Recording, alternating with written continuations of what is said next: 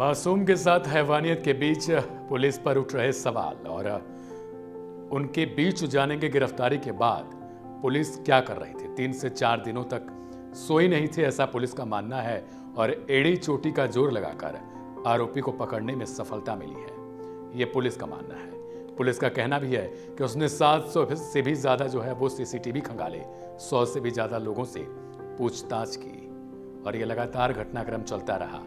Police के मुताबिक क्योंकि पीड़ित मासूम ट्रेन से पहुंची थी, जहां से दरिंदे ने उसे अकेले पाकर ऑटो में बैठाकर सुनसान जगह ले जाकर अपनी दरिंदगी को अंजाम दिया। लेकिन इन सब के बीच सवाल है कि अब हमें तय करना होगा कि आगे से क्या ऐसी होने वाली घटनाओं पर हम चुप रहेंगे। सवाल पूछना होगा कि धर्म के नाम पर गोलियां चलाने वाले, पत्थर फेंकने वाले, लाठी डंडा भांजने वाले और ये लोग जो धर्म का नाम आते ही चिढ़कर जान से मारने तक को उतारू हो जाते हैं, उनकी जमीर उस मासूम के लिए क्या मर गई थी। 12 साल की मासूम के साथ हुई हैवानियत पर महाकाल की नगरी उज्जैन के साथ पूरा देश हिल चुका है, क्योंकि हैवान बने भरत सोनी की हैवानियत ने उसे घायल अवस्था में तड़पता हुआ छोड़ दिया था। जिससे वो मदद मांग रही थी, वो सारे लोग मुंह मोड़ ले रहे थे। सबने अपने घरों के दरवाजे बंद कर लिए कि वो कहीं दिख न जाए। क्या ये फाटक उस समय बंद होते जब किसी अपने के साथ ऐसा होता? वो पैदल भटकती रही कि कोई तो होगा जो मेरी मदद करेगा।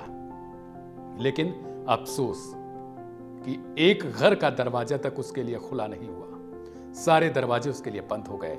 सबने उसको धुतकारा, सबने उसको अपने यहां से भगा दिया। जिस समय लोगों से मदद की गुहार लगा रही थी, उस समय वो चलने तक की अवस्था में नहीं थी। वह खून से सराबोर हो रही थी, मरने की कगार पर थी, लेकिन कोई उसकी मदद के लिए आगे नहीं आ रहा था और उसे धुतकारते रहे थे। एक तरफ पुलिस की जहां वाहवाही हो रही है, तो दूसरी ओर पुलिस पर कई सारे सवाल भी मीडिया रिपोर्ट्स के जरिए उठाए गए हैं। उनमें से कुछ ऐसे सवाल हैं जो आज हम आपके साथ जानेंगे। पुलिस की हिला हवाली पर सवाल खड़े करते हैं ये सवाल जो अब शायद पुलिस को चुभे। पहला सवाल कि बिना जांच के बच्ची को मानसिक रूप से विक्षिप्त और भिखारी क्यों बताया गया? 2.5 घंटे भटकती रही, क्या इस दौरान नजदीकी थाने भी देख नहीं सके? 24 घंटे के अंदर सीसीटीवी क्यों नहीं ट्रैक किए गए?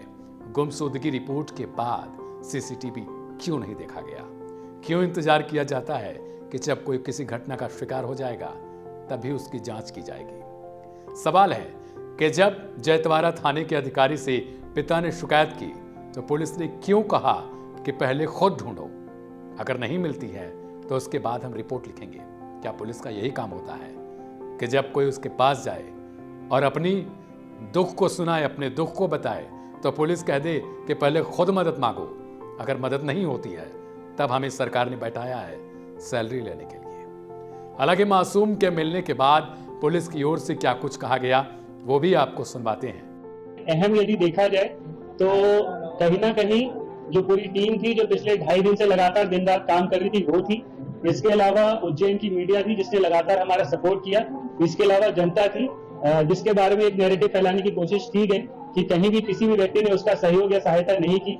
पर जब हम लोगों ने बैक ट्रैक किया, इन्वेस्टिगेशन का पार्ट जब वो बना, तो जितने भी मोहल्ले के लोग थे, कई बार उनको फाइनेंशियल मदद की, किसी ने 50 दिया, किसी ने 100 दिया। ये जरूर है कि इससे अच्छा हो सकता था, संभव था, पर लोगों ने इसमें मदद भी काफी की है। तो इसमें उज्जैन के समस्त जो जागरूक नागरिक हैं उनको बहुत बहुत आभार कि उन्होंने लगातार पुलिस पर भरोसा बनाए रखा और हमारी पूरी टीम का जिसने दिन रात प्रयास किया और जल्दी से जल्दी इस जो आरोपी है उसको जीरो डाउन किया और आज हम इस स्थिति में पहुंच गए। ऐसे में अब सवाल आखिरी आप सभी से है कि जागोगे कब, जब कोई घटना आपसे संबंधित होगी? जैसे आप दूसरों के लिए नहीं गए, उसको बचाने नहीं गए, अपने दरवाजे बंद कर लिए, तो याद रखना कि आपके साथ या आपके किसी सगे संबंधी के साथ इस तरीके की घटना होगी तो क्या आपके लिए फाटक खुलेंगे? इस सवाल का जवाब कमेंट में जरूर दीजिएगा और देखते रहिएगा वन इंडिया हिंदी।